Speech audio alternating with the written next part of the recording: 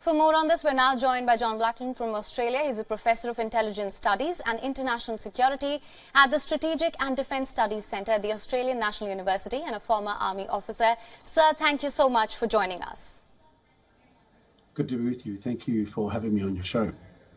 Now, my first question to you, to begin with, what's your assessment of the leaked documents and also the findings of the intel that the United States appears to have? So it is a fascinating development. It is very different to the WikiLeaks of a decade and a half ago and of the Snowden revelations. This is one that appears to be the snapshots taken with a camera on a system that is not something you could email outside. USB ports are blocked. So the camera is now the principal mechanism to actually acquire the data. It's been shared evidently with Russia. That's been doctored by Russia, and that's been used, weaponized, if you like, by Russia in an attempt to undermine resolve and coalition support for the Ukrainian position in the war against Russia. This is very much an attempt to damage Ukraine.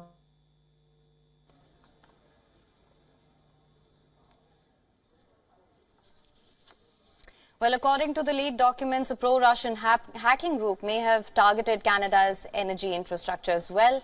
Sir, I hope you can hear me now. There was a slight glitch there. My second question to you, sir, as per reports, the origins of this leak may be from gaming chat rooms. As per an anonymous 18-year-old gamer, these documents appeared in the chat rooms for several months. What's your take on that? So this is a very interesting development. Gaming and the apps online are now very much a platform that can be used.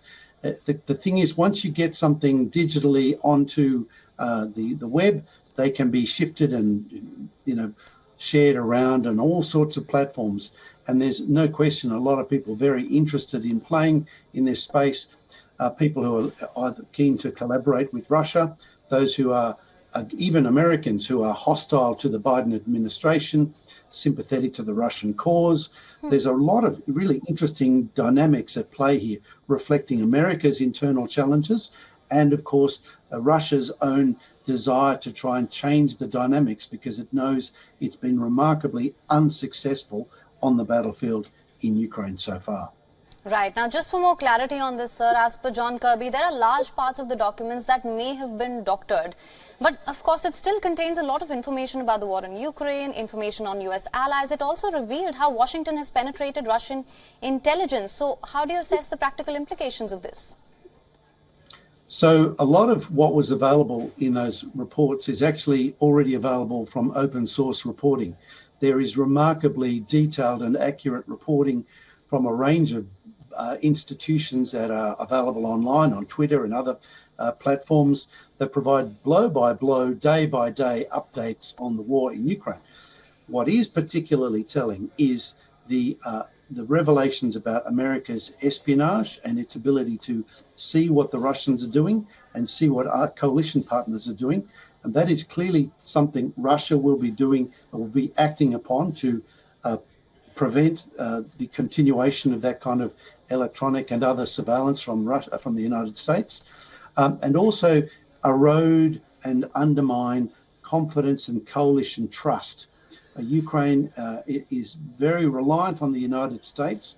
There is clearly an attempt here as part of a bit of a mind game, if you like, with the Ukrainians to try and generate a bit of a gap between the United States and the Ukrainian government over the way ahead.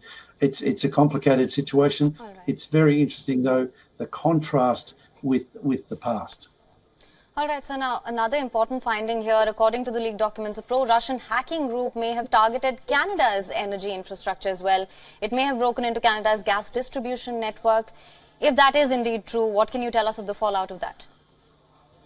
So, yes, I have no way of corroborating that, but if it is true, it would point to the kind of concerns expressed on a number of levels by pundits and cyber security experts in recent years about the vulnerability of infrastructure. We have gone from a society that's web enabled to web dependent and in turn web vulnerable.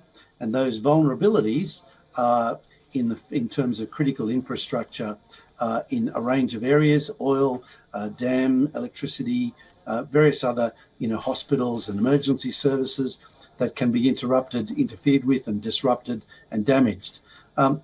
This is a game of cat and mouse, though. It's important to remember that while cyber attacks have in the past proved effective, the situation in Ukraine demonstrates that there are countermeasures that are being developed, and there are countermeasures, that this is an iterative process. So the idea that you can just easily do what was done with Stuxnet a decade ago in Iran is not so easy to replicate, because countermeasures are now very much part of the industrial landscape.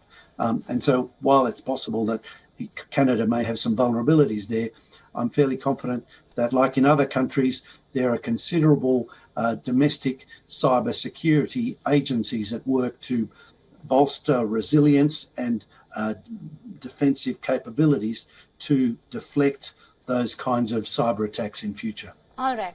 Sir, thank you so much for joining us on WION World as One with your insights on this. WION is now available in your country. Download the app now. Get all the news on the move.